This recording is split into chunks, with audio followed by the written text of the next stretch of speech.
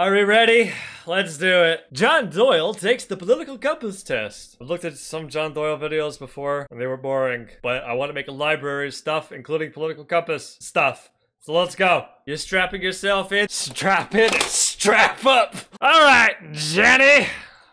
Hi, I'm John Doyle. You might know me as the YouTube man who hosts the Heck Off Commie program that so many of us enjoy, but really, I'm just a normal guy like you. I have dreams, fears. I've struck out and cost my team the big game before. Sometimes I sing in the car. He's got an M1 Garand behind him. Oh, that's kind of... I don't know if that's cool or cringe. Okay. And like all good people, I can be labeled and charted on arbitrary graphs which are produced by vague and loaded questions, so I hope that you'll stay tuned as we take the political compass test together. Let's get started. We haven't even started yet, and he's already arguing against the questions on the quiz. Hey! Hey, this is the first time... This is the first time I've sat through this intro. He's actually wearing the fucking trilby. Wait, I have a trilby too! I've got a trilby. Look at all the lights. It's got all these sequins on it. You see? I'm cooler than you, John Doyle. Oh my god. We're finally watching WandaVision. Yes! John Doyle in. Heck off, commie. Heck off. How would I... Heck off, Nazi? I don't know. I'm very excited to do this for a couple reasons. Firstly, this video actually is a test for YouTube because the title of the video has... Also, sorry, I gotta call attention to it. John Doyle in. Heck off, commie. Not only is this thing Hulk just cringe, smoking is cringe, okay? I know some people don't like me saying this, but I'll fucking say it. Don't smoke. Alright, don't do this stuff that's bad for you. Alright, if you do it, you should probably work towards stopping. Alright, let's go. I'm very excited to do this for a couple reasons. Firstly, this video actually is a test for YouTube because the title of the video has my name in it. So what this is going to do is tell us if when you search John Doyle on YouTube, all the videos made by the people calling me a Nazi, those come up first because my name is in the title or because that's the perception of me that YouTube wants people to have. So theoretically, if it's just because my name is in the title, this video should go right up there with them. But only hey, I'm gonna do that too. Thanks for the idea. Thanks for the hot tip, John Doyle. Yeah. Time will tell. Thanks for the hot tip. Now I'm gonna give you mine. Say I'm too optimistic. And also because I've noticed that, you know, conservatives, we like to hold ourselves in high regard. Like, oh, these leftists get so true. He likes to hold himself in high regard as his intro is him fucking smoking. All right. Triggered by ideas. How pathetic. But then I come out and say, hey, you know, we should probably regulate porn or something. And then I get death threats from my wonderful audience. So I'm excited to put this out here, find out where we agree, find out where we don't, and then move forward from there. So the last time... Does anyone know what he's referring to? Of a comment regulating porn? That would be interesting to see. I can agree, but I feel like I would agree for different reasons than he would. Last time I took this test, I believe I was a sophomore in high school, and I remember that all of the questions were very vague and many of them were predicated upon false premises. What? So I'll walk you through sort of how I'm interpreting all of these as we go through them. But the way it works is that it tries to graph you along two axes, one for left versus right and one for authoritarian versus libertarian. And I'm not the biggest fan of this model, but I do understand the reasoning behind it. My prediction is that I'll be somewhere in the blue, which is where conservatives will end up if it's accurate. I highly doubt that I'll be in. Well, he's right. American conservatives are pretty much all right there, authoritarian right. But okay. The purple, which is where the libertarians would be. I am a conservative, not a libertarian, but I used to be a libertarian, and obviously... Hold on. Who doesn't want you to say don't smoke? The tobacco companies? Some people in leftist communities get really... I don't know, they get really weird when you tell them that they should take care of their body or that they should have enough self-discipline to do these things. to be able to stop this stuff or to seek help to stop that stuff. Sometimes they say, "Oh, people self-medicate when they smoke because they can't afford real medication," and it's like, I'm sorry, that's not an excuse. You need to have a little bit of control over these things. And some people get mad when I say stuff like that. That doesn't mean, I think we should ban smoking altogether. It's just like, come on, get your shit together. Don't smoke. There are options. And if you want, okay, and if you're like a real life friend of mine in my life, and you want help to stop, I will help you. Like I will be there to help you. But okay. Which is where the libertarians would be. I am a conservative, not a Wait, I'm sorry. John Doyle has a 2-hour long video about why porn should be illegal. We'll check that out later. Maybe not today, but oh man, that sounds like fun.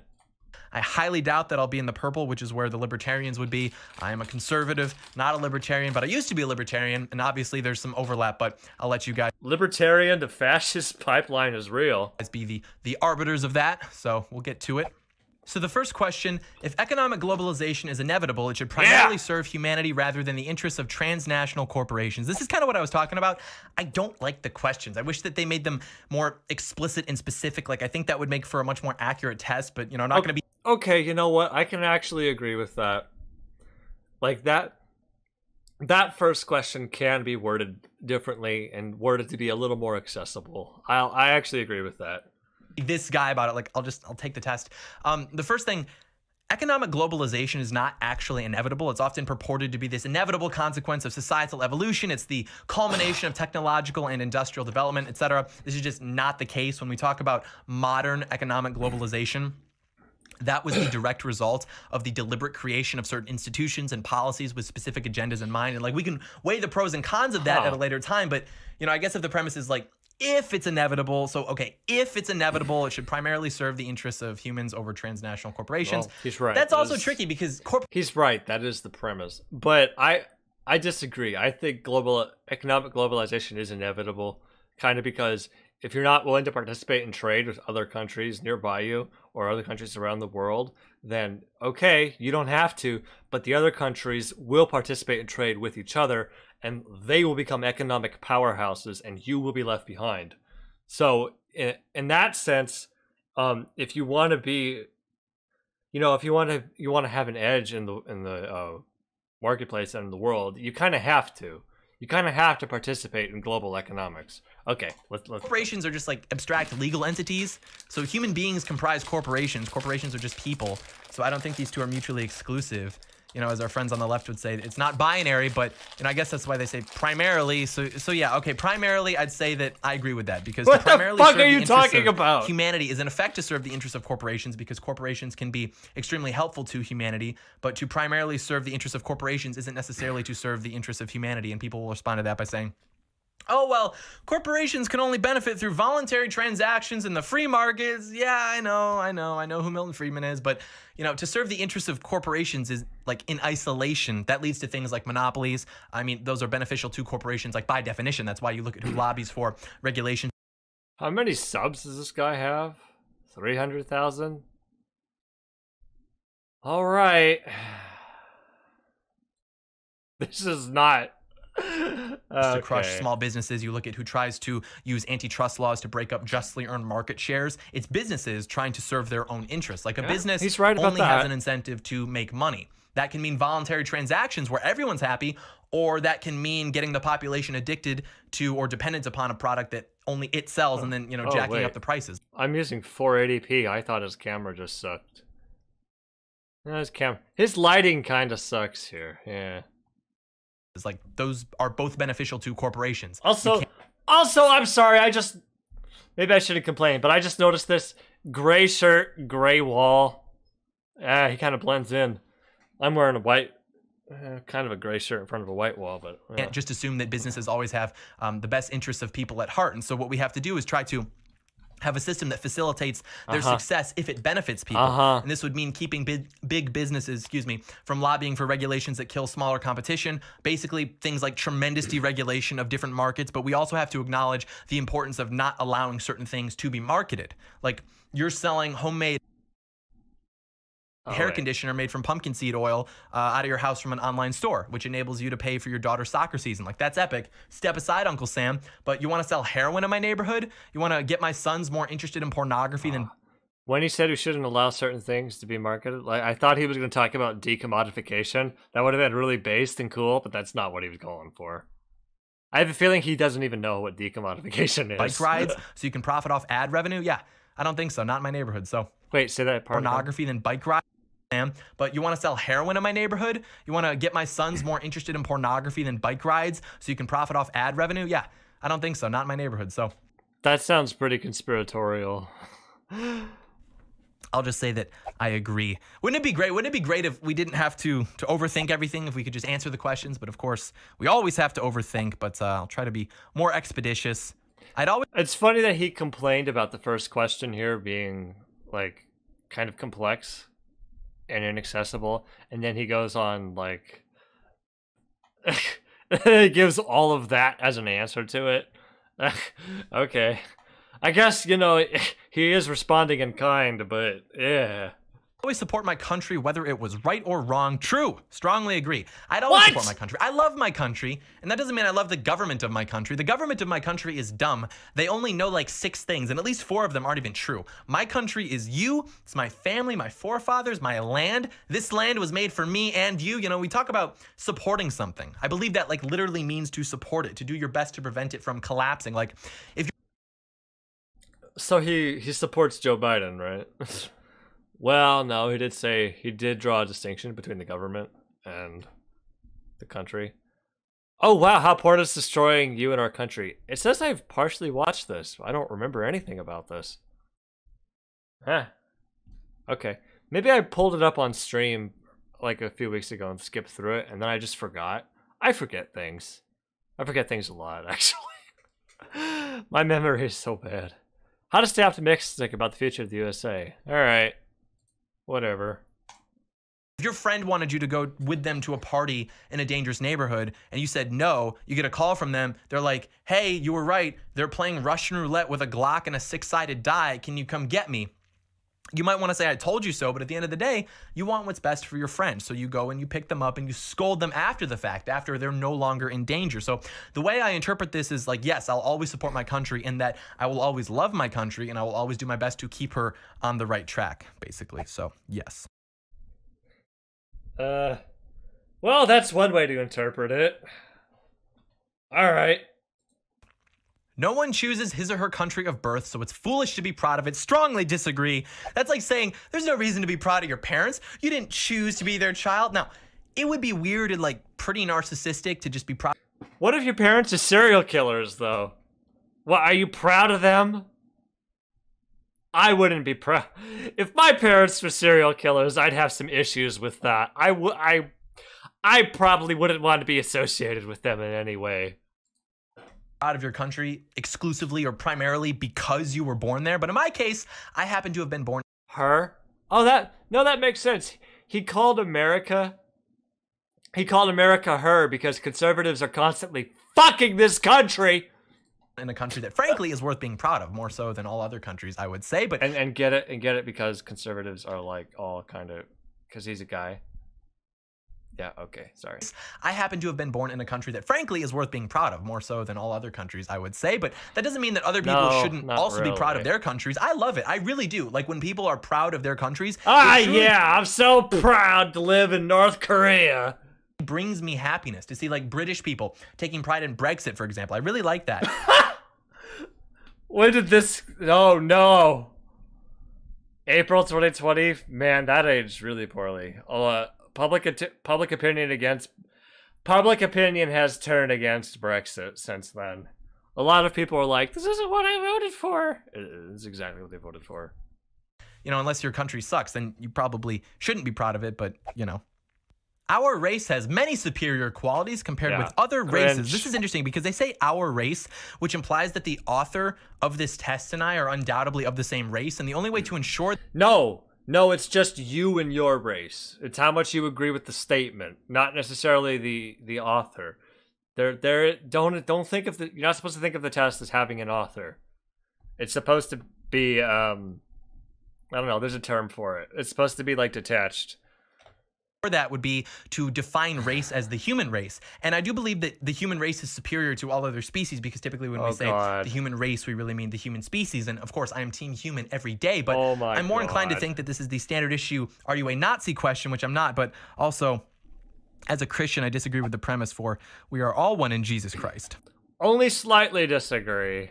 Only disagree, okay.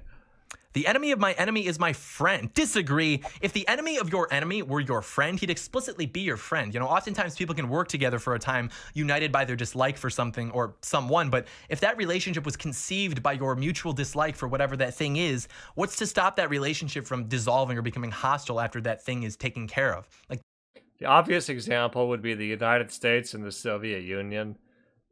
They both had enemies through Nazi Germany, but by the end of World War II, they weren't really friends. Yeah. The foundation of a friendship is much more stable than that. But, you know, I also understand the short-term strategy behind it, so I'll just disagree. This is a snapshot of America. And there's some folks on the far left and some on the far right. But most of us are I don't care. Military action that defies international law is sometimes justified. True. Strongly agree. Of course, we can always come up with a reason for something to be justified, but international law is basically fake, and I am seriously of the opinion that I possess more actualized brain power after a small black coffee than the entire United Nations General Assembly. Oh, so, okay, he just defaults to the UN. Well, I mean, I imagine he probably doesn't know a whole lot about foreign policy. Having a conclusion like that probably really suggests it. Military action that defies international law. Usually that international law is something that your nation has agreed to with other nations, and by justifying violating that law, it's kind of like, well, why would any country make agreements with you now? I get that you don't like the United Nations. We went over that earlier in the stream too. Ooh, the United Nations says climate change is real, therefore it has to be bad. Therefore it's not real. All right. There is now a worrying fusion of information and entertainment. If the question were just there is a worrying fusion of information and entertainment, I might be inclined to just agree. But it specifies now, which isn't true. I mean, fusing information and entertainment is something that human beings have always done. Some of the best works of literature, for example, do exactly this. My personal favorite being Animal Farm by George Orwell. Holy shit, I didn't expect him to go there. My personal favorite is a book from a avowed socialist. Okay, John Doyle. I thought this was heck off, commie. Of course, it's a critique of Stalinist Russia, but it's about little farm animals, so it's fun. But this seems to be pretty innate to human nature. So the solution to me would just be... It's clear that that's not what the question is asking, though. To get more conservatives involved in entertainment so we could chip away at the left's monopoly. I don't even... Oh, God. Okay. People are ultimately divided more by class than by nationality. Strongly disagree. The 20th century basically owned that hypothesis with facts and logic, which is partially what led to the left embracing racial and sexual identity politics as a political strategy. The original hypothesis basically what that face when you definitely know what you're talking about, right? Oh yeah. Yeah, okay. Failed. Some men tried to update the software, notably Lenin. Mao is a good example, but that failed. So no, people are not more divided by class than by nationality. So his argument... Wait, so his argument is that some nations tried... Okay, his argument is that some nations ostensibly tried to become communist, and they failed. Therefore, people are not divided by class over nationality? What? Because you look at those countries, they're still fucking divided by class. China and Russia are still fucking divided by class. Controlling inflation is more important than controlling unemployment. Strongly agree. The backbone of an economy is its monetary policy. Like if you look at what's caused the recessions and depressions of the past, it can often be traced back to bad monetary policy. And the way that you would go about controlling unemployment would be to have the government create jobs through things like public works projects. But the problem with that is that the sustainability of something like that is basically still dependent on the monetary policy. So that's going to end up taking precedence. Because corporations cannot His answer didn't give anything about inflation. Be trusted to voluntarily protect the environment. They require regulation. Yeah, you know, you need to account for externalities, but this is not meant to shoehorn in like a Green New Deal, which goes way beyond that by basically any metric. So holy shit. We'll just agree. They keep bringing that up, but they never actually talk about what's in it. God, can they read? Can he read more than one sentence? I don't think so.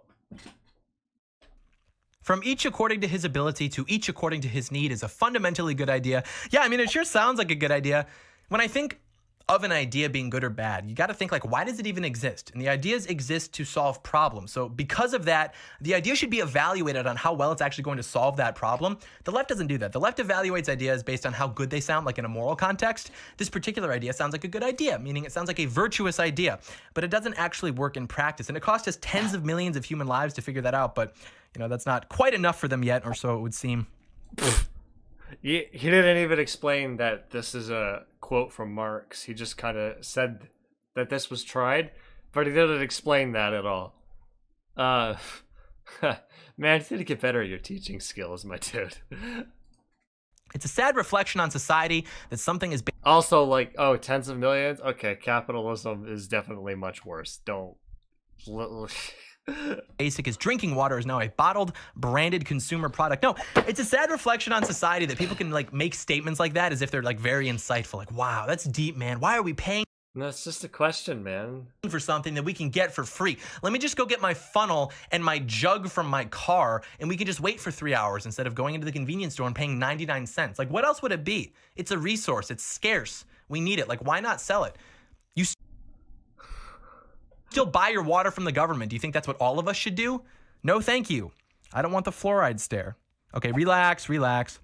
Land shouldn't be a commodity to be bought. I don't think he even addressed. Yeah, okay. I want the fluoride stare. Okay, relax, relax. Land shouldn't be a commodity to be bought and sold. It's like the same thing, as opposed to what? The government distributing it as they see fit? That is incorrect on at least a practical and a as opposed to whatever you want to call it, okay? Philosophical level. It is regrettable that many personal fortunes are made by people who simply manipulate money and contribute nothing to society. So this question was obviously written by someone who has never taken a second to try to comprehend how the financial services industry works. Like, it's not just pushing numbers on a screen and, you know, watching it light up. Yay, colors! No, and even if that were the case, why is that regrettable? Like, why would we regret that? This seems like the question is to gauge your opinion on it. An odd way to put it, but, you know, that being said, there are people within the industry that exploit the society to benefit themselves, which is doing more than just the hypothetical not contributing to it. So we'll disagree. Wait, what industry? That being said, there are people within the industry that, why would we regret that? This seems like an odd way to put it, but, you know, that being said, there are people within the industry that yay, colors! No, and even if that were the case, why is that regrettable? Like, why would we regret that? This seems like an odd way to put it, but wait, it was obviously written by something? someone who has never taken a second to try to comprehend how the financial services industry works. Like, financial services industry? Okay, maybe that's it. Doing more than just the hypothetical not contributing to it. So we'll disagree. Protectionism is sometimes necessary in trade. Strongly agree. We're not going to let our country be taken advantage of anymore. I mean, Do we want to even keep doing this? Yeah, we got it. We started. Protectionism is like 34% of what won Donald Trump the election in 2016, and both the right and the left have their own different reasons for supporting free trade. All of them are misguided. Seriously, here's something you don't hear too often. There is nothing conservative about supporting free trade. The founder of the Republican Party, Abraham Lincoln, was a protectionist, and his three pals alongside him on Mount Rushmore, Washington, Jefferson, and Roosevelt, they were all protectionists as well. Jefferson, he came around after the War of 1812. Good for him. He got there.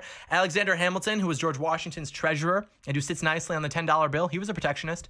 This idea that, wide open cowboy capitalism, free trade is the American way. It's just not true. It's not real history. The second piece of legislation that George Washington signed into law after independence was literally a tariff. If you want to hollow out American towns and keep our supply lines dependent on foreign countries who are often hostile towards us, vote for free trade. But be careful. If a viral pandemic breaks out, you might be in hot water, but it's unlikely. A viral pandemic. Okay. You always represent COVID. Likely, right? It's not like they eat notoriously diseased animals like you and I eat apple pie or anything, so you should be fine. But yeah, if you want to put American families first, vote for protectionism. Gotta admit, didn't fully expect him to go racist on that one, but okay. He did disagree on the racist bit earlier, so yeah. It's unlikely, right? It's not like they eat notoriously viral pandemic breaks out. I don't understand what that whole rant was about. What the fuck are you talking about, John Doyle? The question's about protectionism. Apple pie or anything, so you should be fine. But yeah, if you want to put American families first, vote for protectionism. The only social responsibility of a company should be to deliver a profit to its shareholders. I don't know if you could even call that a social responsibility. That I feel as though that's more of like a structural obligation. So I don't really like the premise. So I'll disagree, but it's important to note that just because you're a businessman, that doesn't mean you're no longer an American. Like you have an obligation to your countrymen, so you shouldn't practice unethical business. The rich... But I'm a globalist, Mr. Doyle. are too highly taxed. True. Everyone's too highly taxed. The rich are a part of everyone. Therefore, this is true. So I strongly agree. The rich basically pay for everything, but the thing is that the things that they're paying for shouldn't be being paid for. We don't need them. Spending should be drastically cut along with taxes. I want to comparatively debilitate the government. Yeah, that'll go well. He says, while he's got buy war bonds, M1 Garand paid for by the government. I assume this is a helmet like World War II. All right. Drastically cut along with taxes. I want to comparatively debilitate the government. Those with the ability to pay should have access to higher standards of medical care. Yes, but that's not because they're wealthy and therefore better than you. It's because the system should have mobility to ensure that it functions efficiently. It would be better to have a system where the only thing keeping you from getting good medical care is money, instead of a system where the only thing keeping you from getting good medical care is that good medical care doesn't exist anymore, that it's no longer accessible without a series of obstacles. These are not the only two options, though, so I reject this. Your answer is stupid. That are trying to have the same effect that the price system used to have, except they're worse at it and they serve no practical purpose. Honestly, Doyle, you serve no practical purpose. Should penalize businesses that mislead the public. It depends on what you mean by mislead, but yeah, I agree with that. A genuine free market good answer. Requires restrictions on the ability of predator multinationals to create monopolies. Historically speaking, the monopolies that we're taught to demonize, whether it's Rockefeller, Carnegie, even Bill Gates, they weren't actually monopolies. And it was actually the companies that they were crushing simply by being better than they were. Whoa. Those companies were lobbying to get the government involved to break up their market share. So I disagree.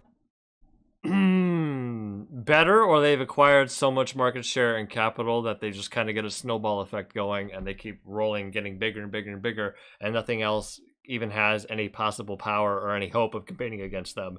Anyone who does immediately gets sued or gets bought out or basically just destroyed by them.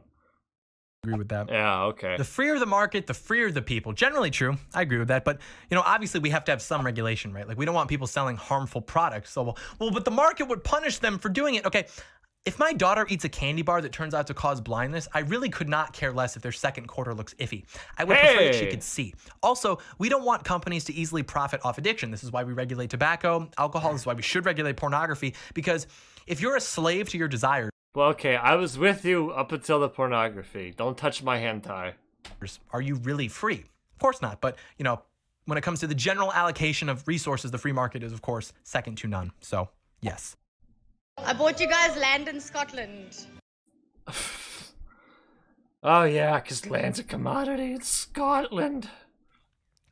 Abortion when the woman's life is not threatened should always be illegal. Strongly agree. All authority should be questioned. Doesn't even explain it. Oh man. I disagree with this. I recognize the importance of being skeptical of authority. I myself am very skeptical of authority, but there's also an aspect of trust that I think is important, because if you're not willing to demonstrate that at least some of the time, then no real progress can ever be made. And this question asks if all authority should be questioned, which I'm assuming means like any authority at any time. So I would have to say that that is not always the case. It didn't say any time, it just said all should be questioned, which I agree, yes. He talks about a degree of trust. Okay, I can give some deferment to certain authorities. Okay, climate change experts say, hey, this is the study we have. Climate change looks kind of bad. This is a serious thing. I could give some deferment to some of it, because some of it's like, you have multiple degrees in this, and I don't. I'm willing to take your, okay, I think you might be on the right track. You might be giving me the right details. But we're also going to question him with peer-reviewed studies. That's right, because that's how the scientific process works. Okay. An eye for an eye and a tooth for a tooth. If this is meant to mean that the punishment should fit the crime, then I do agree with that. Taxpayers should not be expected to prop up any theaters or museums that cannot survive on a commercial basis. I disagree. I think that practically speaking, if we're going to talk about wasting taxpayer dollars, the museums and the theaters are not where we should be directing our efforts. But even on principle, I think that there's great value in preserving certain cultural and historical landmarks or staples. So. Wow, I didn't expect that from him. Okay, that's actually nice to hear. Schools should not make classroom attendance compulsory. Strongly disagree. This is specifically asking if it should be the policy of the school, not necessarily the government. So should a school that you're enrolled in require that you show up? Yeah, like if their academic model doesn't assume that a classroom is a full capacity, or even that the capacity will fluctuate, I don't think that they would be able to allocate their resources effectively. Like if 30 kids are supposed to show up and we plan for that, 2 are missing, okay, whatever. That's a lot different than if anywhere between 1 and 30 kids are supposed to show up, we try to plan for that. Like it would be very improbable that we could do that efficiently and sustainably. Like just go to school. Doesn't mean it has to be a government school. Preferably we just do away with government schools, but you know, it's like... well, you were making sense up until that point. You should be in school, and that school should require your attendance. That's just my 2 cents. All people have their rights, but it's better for us that different sorts of people should keep to their own kind. The problem with this is that there are virtually infinite ways that you could categorize people. So the logical conclusion of this would be all of us like separated, living in the pods, and I don't like that. So disagree. Okay, he got there. Did you guys notice that every time it swaps between the test and the shot of film, there's like a sound effect that plays, like a whoosh? That's really annoying. You're going to notice it now. You're going to notice it for the rest of the video. Good parents sometimes have to spank their children. Disagree. I don't think that spanking your children is... I don't think it's the end of the world, but I don't think it's an effective form of punishment. The counter argument is always, oh, well, my parents spanked me and I turned out just fine. Yeah, no one's saying that that's not possible, but it's much more effective to actually acknowledge the capacity that children have for rational thought, even at very young ages, and then work from that. Unfortunately, physically disciplining children is quite often like a lazy reaction. You're not actually teaching them that what they did was wrong. You're just teaching them that if you find out about them doing that, you're going to hurt them. So instead of... Oh shit, this is the exact same answer I gave. Wow. Them learning that they shouldn't do that thing, they've learned that they should keep things from you, and then they've learned that hurting people is a good way to get what you want. So this is how young minds develop. So it's important to treat them as rational, intelligent young people. Wow, I'm actually like really surprised to hear that from a conservative.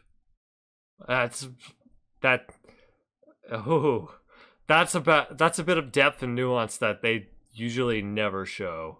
Natural for children to keep some secrets from their parents. I mean, yeah, it's probably natural, but that doesn't mean that it's a good idea for them to do it. And the probability of this happening is going to decrease if the child feels as if he or she can trust the parent, and also if the parent has done well at keeping the child uninterested in things that would even, be considered bad in the first place. So Possessing marijuana right, for personal use should not be a criminal offense. Very slightly agree, but only because that's not the hill that I want to die on right now. There are more pressing things that need to be dealt with at the moment. Frankly, this is gonna put him in live left, isn't it? I don't really care, but I'm inclined to push back because so many potheads think that marijuana is not only harmless, but actually like beneficial. And some of them even purport it to be like this miracle drug. And it's all very annoying. And I agree. And incorrect. Okay. I guess he's done with that. I agree. Some people say a lot of stuff about marijuana that's like not true. Also, another factor of marijuana is like it's fucking smoke. Your lungs should not be filled with smoke. It's not nicotine and tobacco, and it's not all the other crap that you put in cigarettes, but you still shouldn't be breathing smoke. And okay. There's a lot of good things marijuana can do for the body. It's like a great anti-inflammatory agent, but you know, it's like unless you have some medical condition that really needs it, you probably shouldn't be consuming it every day. You should have limits to it. And the question is whether it should be a criminal offense. I say it should all be legal, but that's another matter. The prime function of schooling should be to equip the future generation to find jobs. Strongly disagree. There's more to school than becoming a cog in the wheel. Now, that being said, of course, schools should certainly teach students more practical skills. Like, that would be epic. But there's more to education and life than just doing a job. Like, school should teach you to think critically, which, by the way, means that when you hear something, you think of every possible way that it might not be true, and you keep just running trials like that until the idea is either garbage or sound. They never actually... Sometimes I...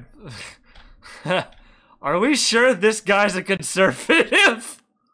Critically, which by the way means that when you hear something, you think of every possible way that it might not be true, and you keep just running trials like that until the idea is either garbage or sound.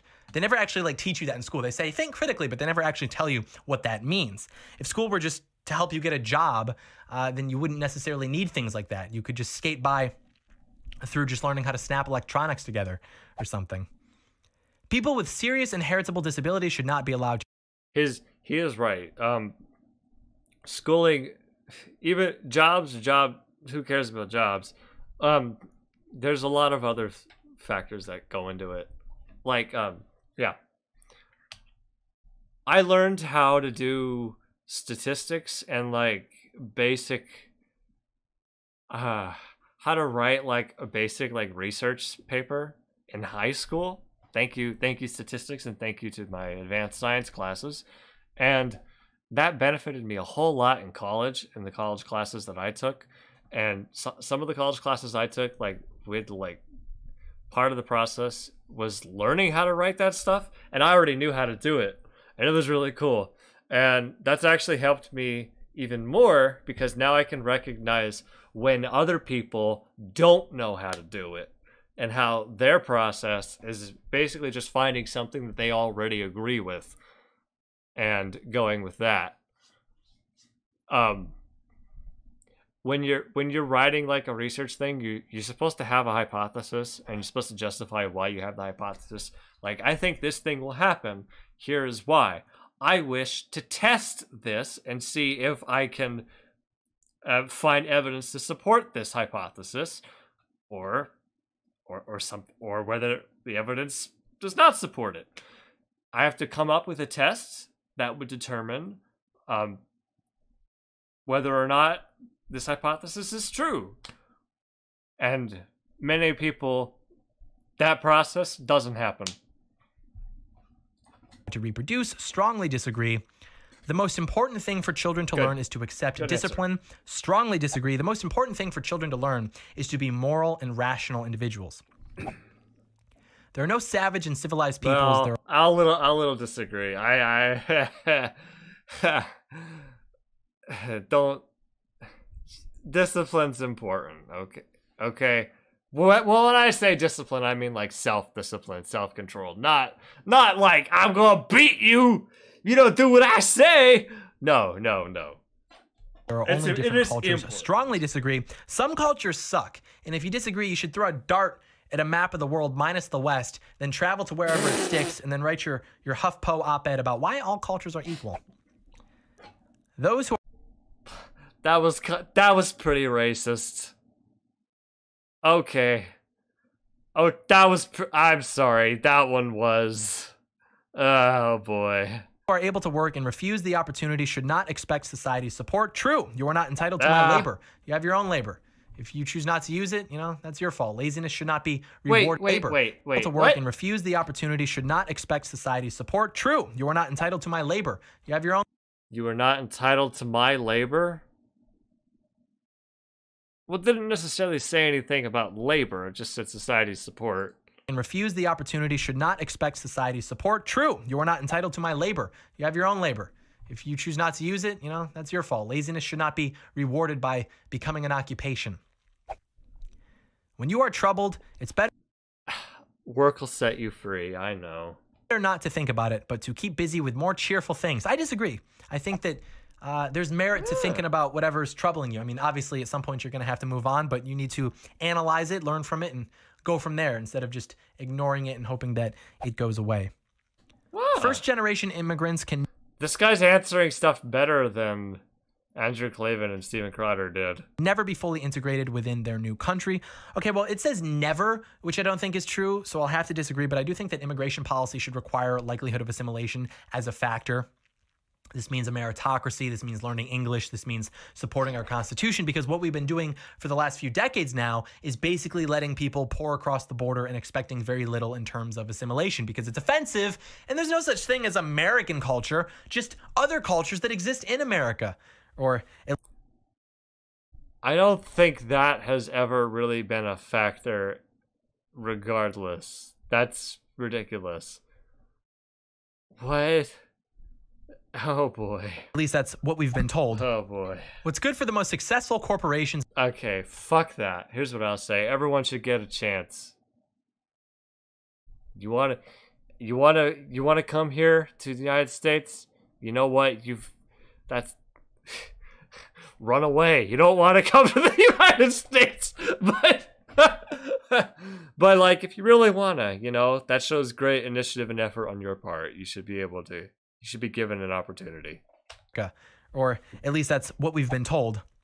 What's good for the most successful corporations is always ultimately good for all of us. The question says always, which is definitely not true. And we talked about some of the reasons why this could be earlier. So no broadcasting institution, however independent its content, should receive public funding. I disagree. I think that certain things should be covered by a public outlet. And also this kind of goes back to the question of like, okay, is this where we're going to attack spending? On like what, NPR? What about Social Security? Oh, that's not the answer. Oh, bad answer. Oh God. Oh. I don't really care about NPR. They don't really make that much money. It's just a few people talking on the radio. It's really not that much of the whole budget. What I really care about is Grandma and Grandpa being able to get food. Why are we funding these leeches? We're going to attack spending. Never mind, they paid into Social Security many years over their life through their jobs. Never mind that. Never mind that it's all earned. No! Get back to work, bucko! Grandpa, get back in the coal mine! A public outlet. And also this kind of goes back to the question of like, okay, is this where we're going to attack spending? On like what, NPR? What about Social Security? Our civil liberties are being excessively curbed in the name of counterterrorism. I don't think that's true. A significant advantage of a one... Wow, well, you're wrong on that. Fuck off. Jesus. Party state is that it avoids all of the arguments that delay progress in a democratic political system. I mean, I guess... I don't know if I'd call that an advantage because, like, sure, your policy might be able to get through quicker, but I think there's some benefit to arguing about the policy and going through the process, trying to make it, like, airtight. So I disagree with that. Getting bad policy through but doing it faster isn't really an advantage, I don't think.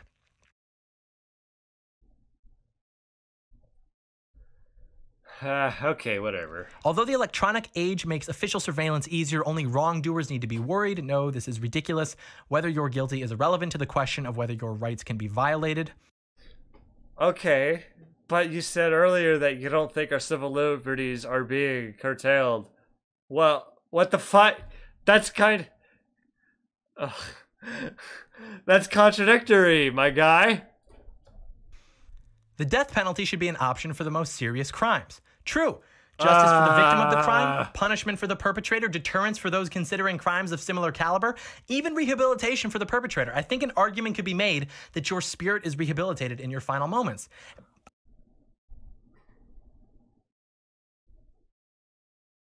Can I want to be ableist.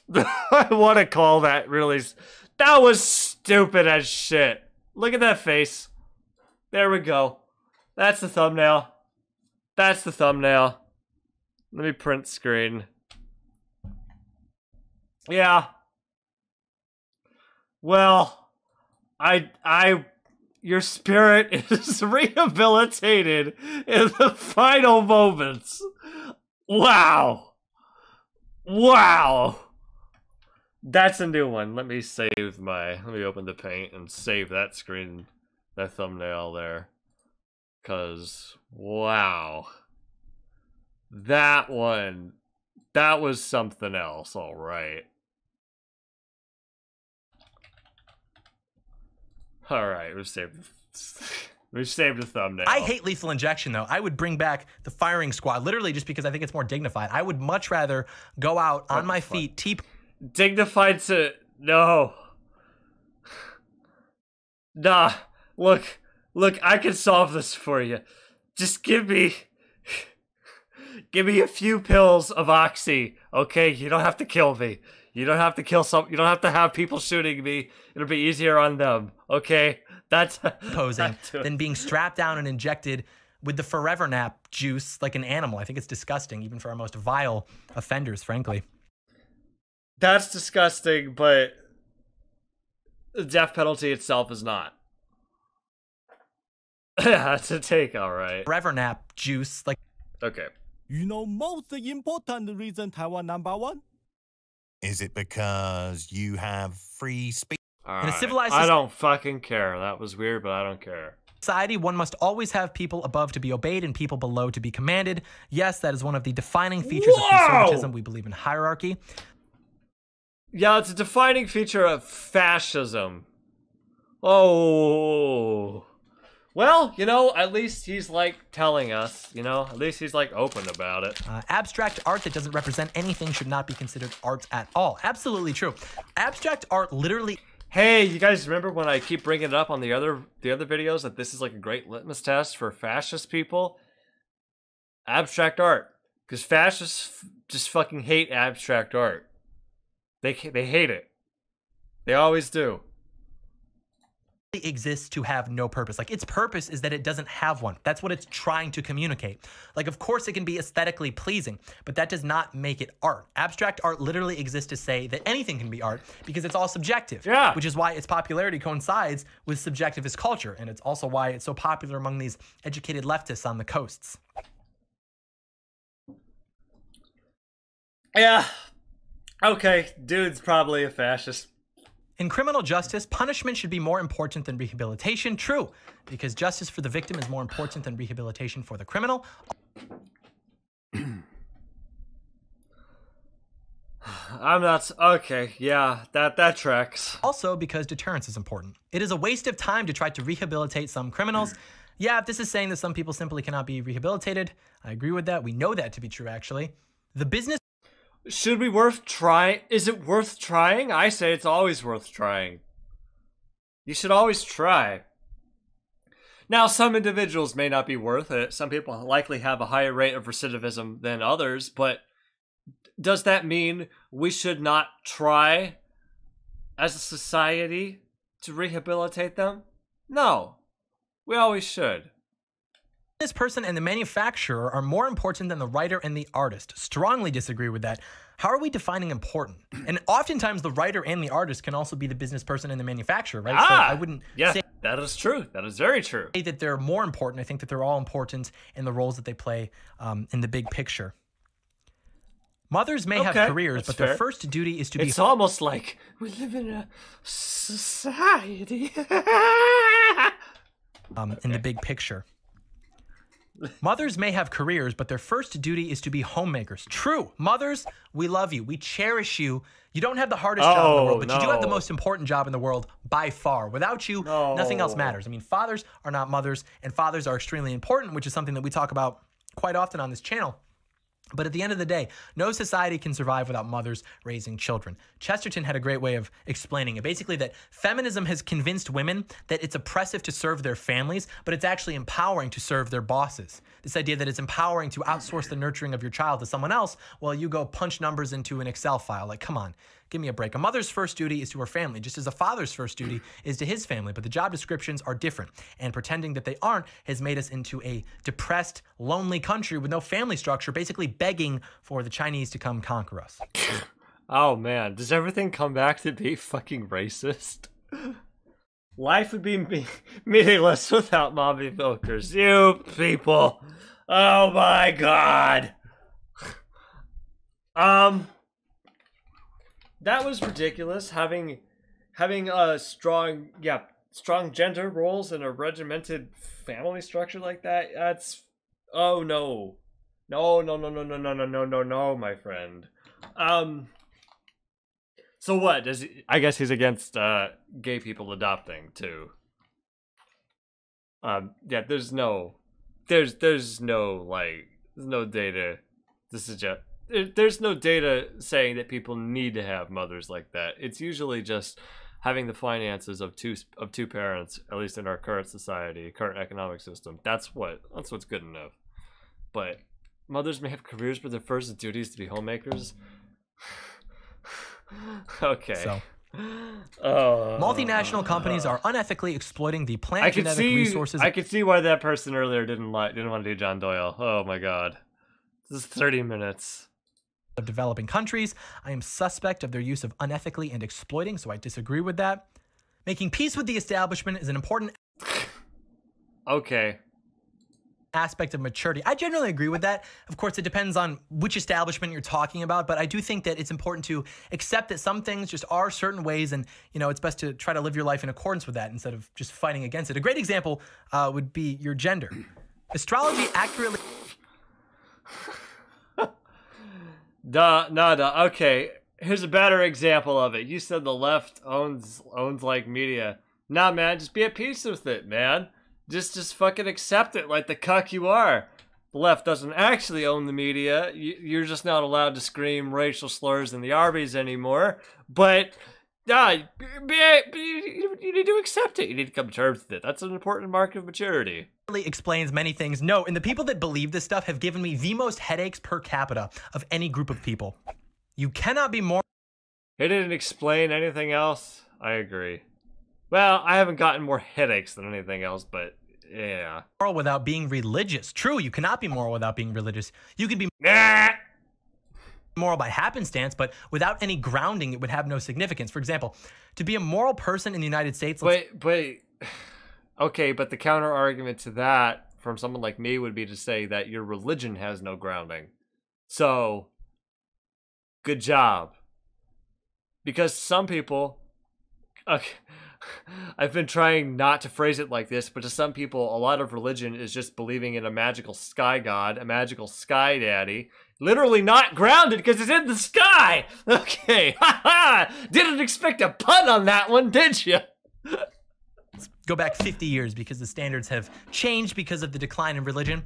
You would subscribe to Christian morality. You yourself might not be a Christian, but for your morality to make sense, it would have to be grounded in something that would have the authority to do that, which would be God.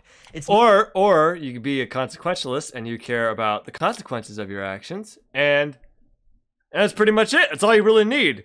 How do your actions affect others? How do your actions affect the people around you, the environment around you, the society around you? So the world in which you live. How about that? Oh, at least that way I actually have I can measure that and I can base it in something. And meanwhile, you're talking about the Bible, which has contradictions in it, and literally no two Christians from different branches agree with each other. Even in the same branch, people argue with each other. So good job. That doesn't help. not at all a coincidence that this country's morality has declined alongside its religious affiliation and participation. And most people, for example, how do you quantify a country's morality? You fucking don't. You fucking can't. What he would define as a country's morality, I would define differently. There's not like an objective way of quantifying this. people that think that they're not religious are actually very religious. You know, if you ask them how they think the world works, what they think about existence, what they think about good and evil, and how they work in the world. What I've found with myself and with talking to people in similar situations, a lot of people just don't like to be told what to do or what to believe. And so they get a bad taste in their mouth from religious people. But I've yet to meet someone in that position who seriously reads theology and walks away unconvinced. And of course, that's Is this like all atheists are actually religious? They all believe in God. Some of them just angry. Jordan Peterson said, well, there are artists who think they don't believe in God. Total, but what the fuck? I walked away for like 20 minutes. Why is mommy milkers being discussed? Well, he was talking about the role of mothers in society that women may have. I don't remember. Let's go.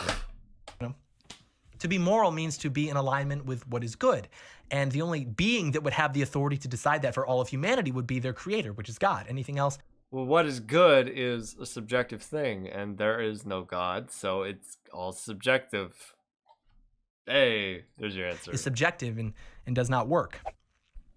Does not Charity work? is yeah, guess what? The universe doesn't fucking care about your ideas of morality. This is something we've invented as humans because we're the only things that have consciousness. Some animals are capable of realizing when you're mean to them. Some animals are capable of realizing you're screwing them over, but we're the only people that actually have discussions about this. What's the question? What's the quote about, like... Hold on. There's actually a good quote on this.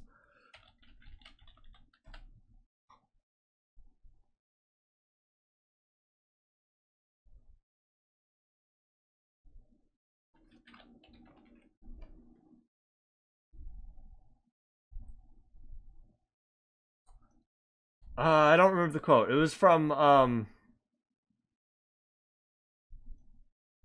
Hitchhiker's Guide to the Galaxy, I think.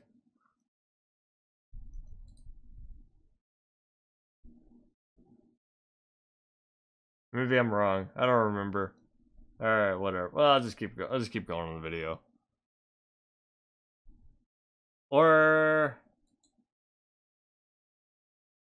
I guess there's a simple version of that. Is like, fish gotta swim, bird gotta fly, man gotta hang his head and ask why? Something better like than that. Social Security as a means of helping the genuinely disadvantaged. This is true not only because it's more efficient, but because charity requires a level of locality and reciprocity that Social Security and government has never tried to match, nor could it. Some people are... Okay, I found the quote. It's from Kurt Vonnegut. Tiger gotta hunt, bird gotta fly, man gotta sit and wonder why. Tiger gotta sleep, bird gotta land, man got to tell himself he understand. There we go. Kurt Vonnegut, that's the good one.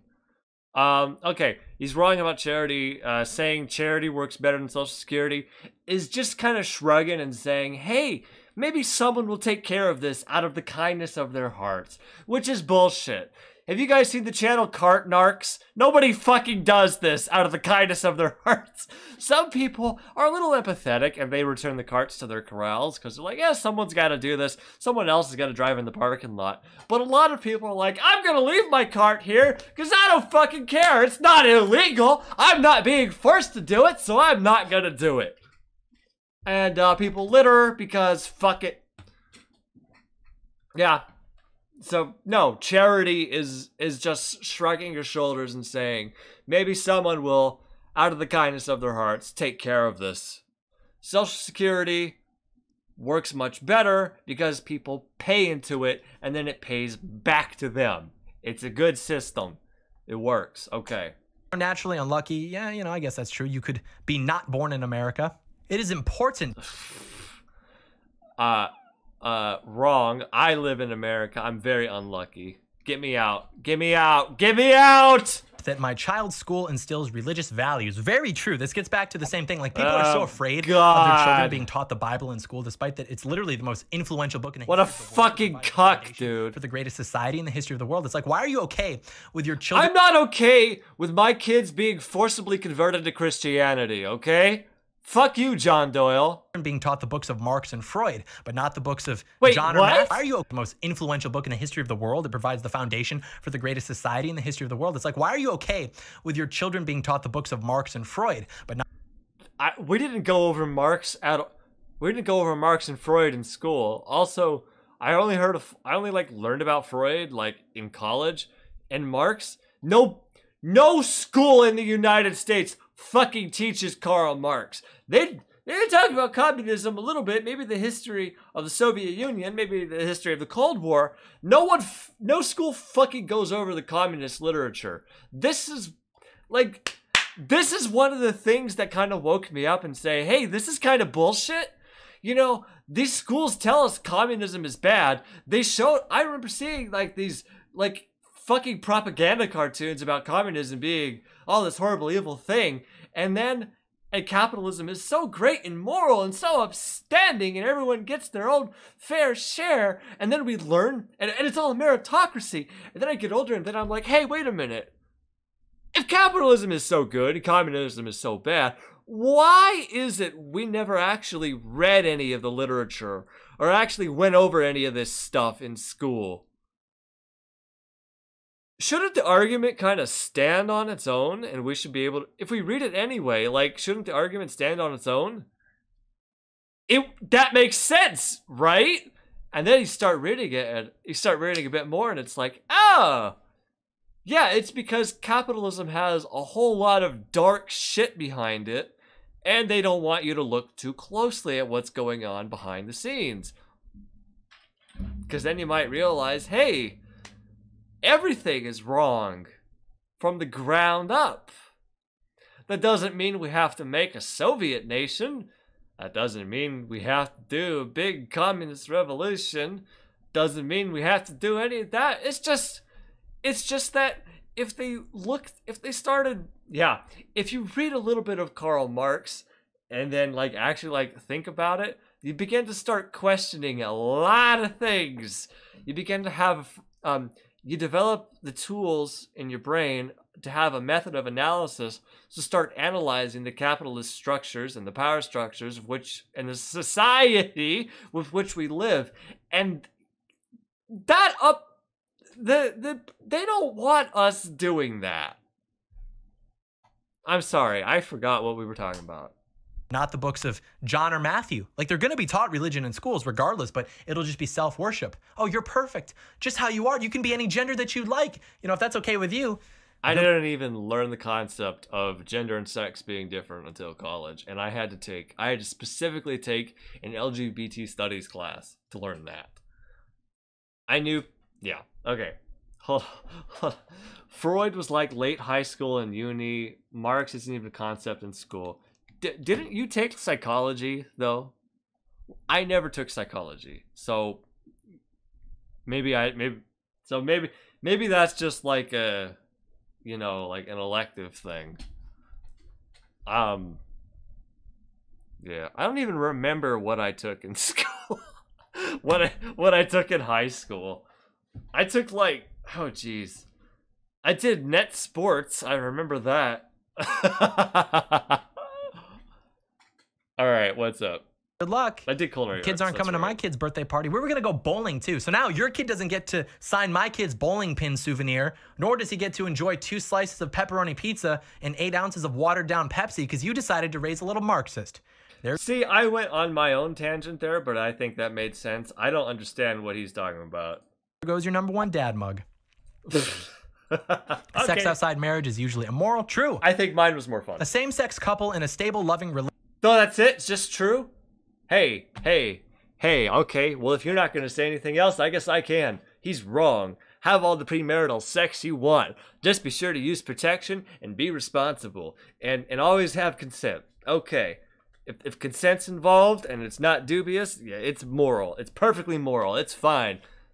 Both parties should be sober, okay? If you know each other and you have a discussion about it beforehand, maybe you can involve, you know, marijuana or alcohol or something. If you have a discussion beforehand and consent beforehand, okay. But aside from that, no, wrong, no alcohol, no nothing. It's not, that makes, consent's dubious at best. It's not moral then. Okay, that's how I see it. Okay, let's go. Relationship should not. Oh, not both parties, all parties. This is true. Make sure before you engage in it, you need to ask Jesus for permission as well. Not be excluded from the possibility of child adoption. Excluded in comparison to who? Children have a right to a mother and a father. The waiting list of married men and women waiting to adopt babies is miles long, even for babies with special needs. And that's not to say that they're less valid. It's just to say that a lot of couples aren't prepared for the extra responsibility. So, no, there's a lot of people who need adoption. A lot of people in foster care. There needs to be more people who are willing to adopt and not. Well, you got it wrong, John. Given that, there are circumstances that would exclude them. So, you know, children should have a mother and a father, and having two mothers or two fathers is literally impossible. So it would be the best scenario for the child to be given to a married man and a married woman who can use their complementary strengths to play their separate roles in raising the child. Okay, so just disagree. Yeah, that was an appeal to intuition. That didn't actually address the question. A same-sex couple in a stable, loving relationship should not be excluded. You didn't actually address that. You just said, well, people have dads and moms. They have fathers and mothers. And what? You didn't acknowledge it. Pornography depicting consenting adults should be legal for the adult population. Here we go, boys. Why? I would first like to state that if you are pro... Because... Why not? Hold on, what's he gonna say? Pornography, you would not have fit into the conservative movement during the days of like the George Bush administration, frankly. Okay, he's right. I wouldn't. What I assume happened is the internet moved into everyone's pocket, the online pornography industry exploded, and it gives its product away for free. Because as the saying goes, if it's free, then you're the product. So let's think about this. What decides if something should be legal? Well, first of all, if I have a right to it, banning it is out of the question. So do we have a right to pornography? No. No, if you think the First Amendment of the Constitution, which reads that Congress shall make no law respecting an establishment of religion or prohibiting the free exercise thereof or abridging the freedom of speech, etc. If you think that James Madison wrote that so that you could watch people have sex and do a lot weirder stuff after that. He's wrong though, because it's been interpreted by the Supreme Court to apply to the First Amendment protections, at least for art and freedom of speech and expression. You know, after you desensitize yourself, which you will, you are literally beyond reason. Like the founding fathers probably would have shot you for suggesting that. The Supreme Court has I don't know about that. already ruled that obscenity can be regulated. It has to meet 3 standards. Basically, it has to be explicitly... Yeah, also, like, you're fucking wrong because I don't know about James Madison, but a lot of... When I think founding fathers, okay, some of these people, I'm sorry, John Doyle, some of these people fucking got it on, right? All right? Like, listen, Ben Franklin was fucking laying gilfs, like you wouldn't fucking believe, okay? He was, okay. He... They call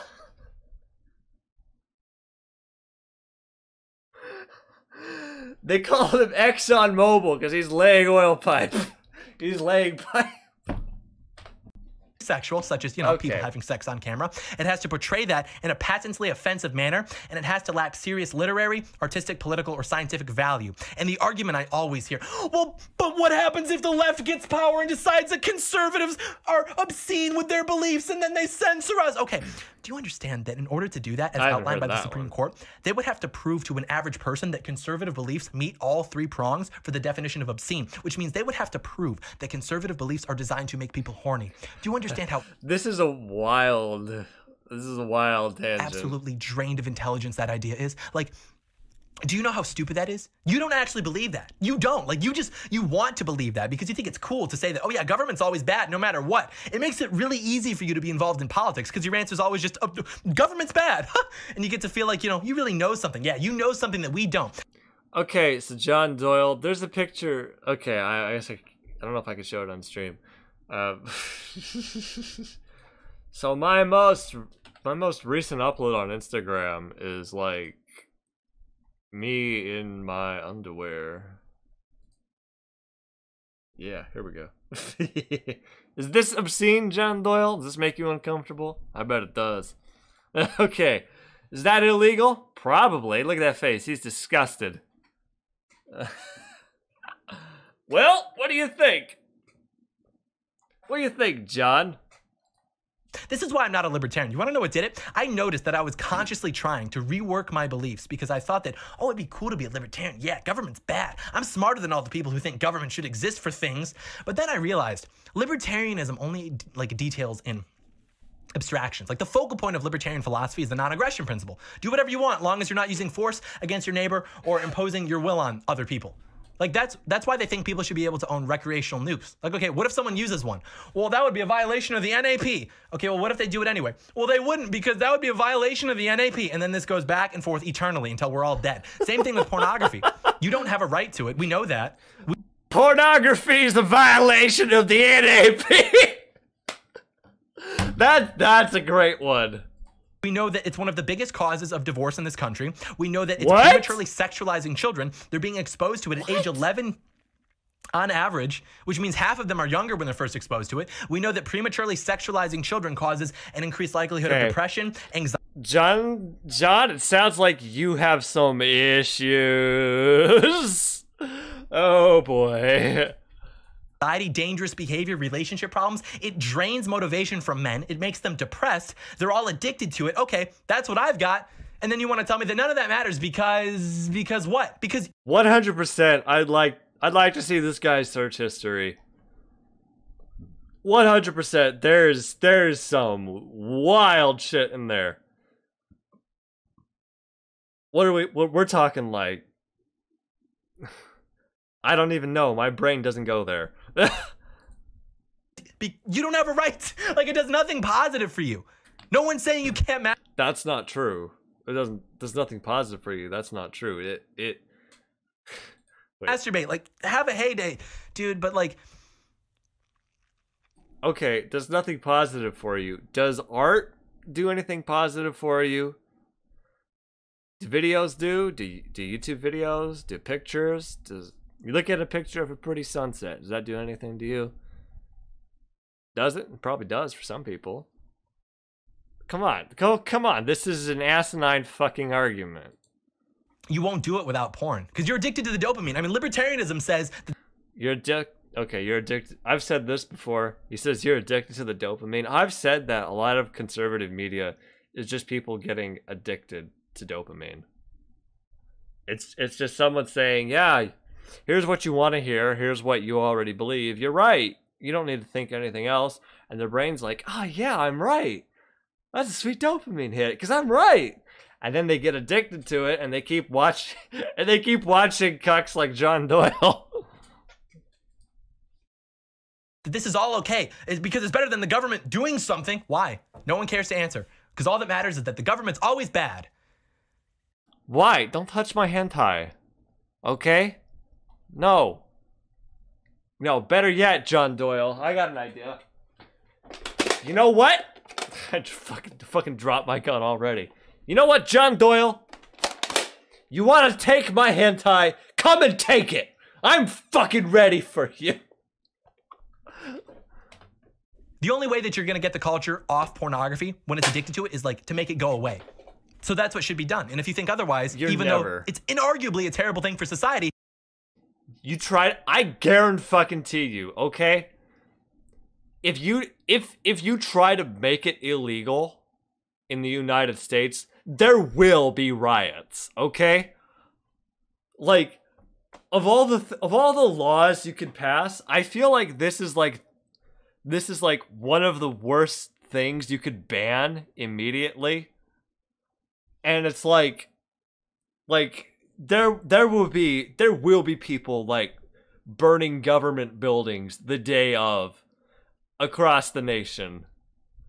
You know what happened? You know Jan 6th and when the Trump people stormed the Capitol? It's going to be so much worse. There will be people who are like, who's like, okay, this is where these politicians live.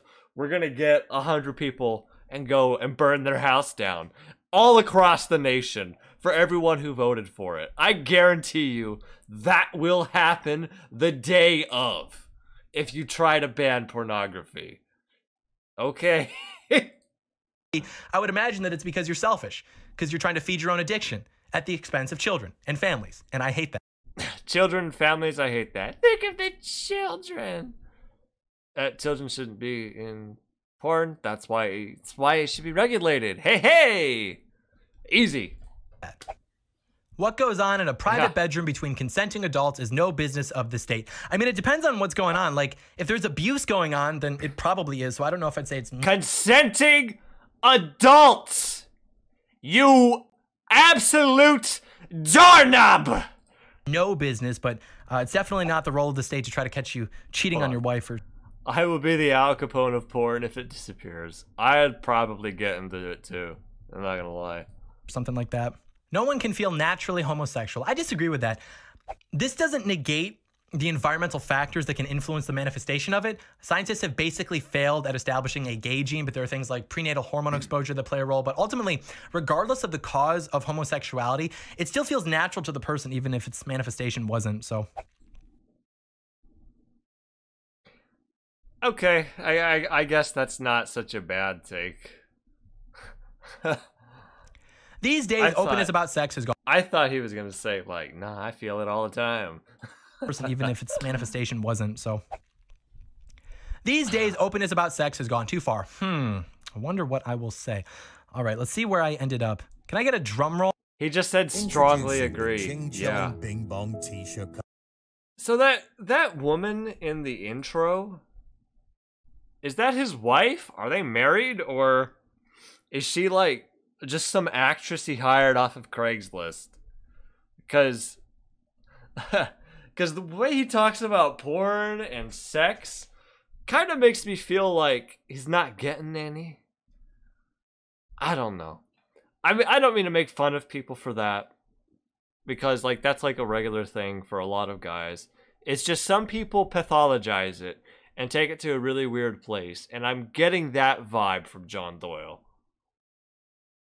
Like it's fine to not be having sex, especially during a pandemic. It's no big deal. But like don't be weird about it.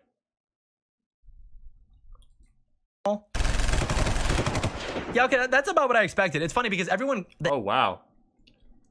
Ding, ding, ding! Goddamn fascist! Hates me. They always, oh, he's a Nazi, he's far right. Yeah. Or he's a fascist. But as you can see, I'm not that far right. I'm not a libertarian because I just called him one. A conservative, but I'm still nowhere close to being a Nazi. But that's the okay, you're like one bad day away from it, dude. next video that they're going to do about me. John Doyle is unsurprisingly only 8 points away from being a Nazi on a graph. Hey, there's the title. Wait. Has someone else done that? With 10 points.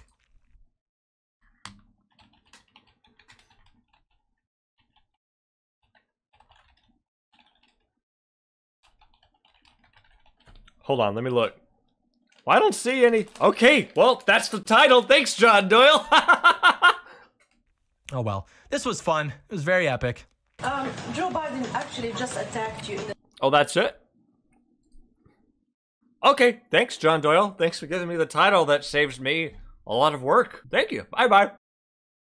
I don't have much else to say. I'm about to go to work. Let's just do the patron raid, yeah? Special thanks to the April patrons. Dios, Indy Amy, Elsie Hupp, George, Irene Schaefer, James Paul, Joy Palamo, Laura Day, Mellow Cheddar, Suzanne Hendrickson, and Xylorp on Bandcamp. Why did you watch this all the way through to the end? Why did we do anything? Why are we still here? Just to suffer through more political compass content. Okay, that's enough.